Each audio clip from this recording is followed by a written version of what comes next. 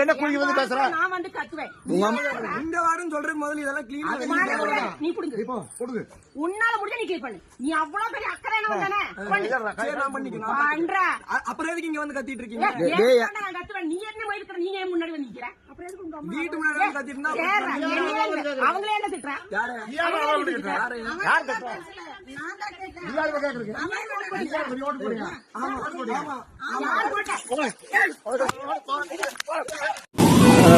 வணக்கம், என் பேர் கௌதம். இந்த மாதிரி நாங்கள் மேட்டுப்பாளையம்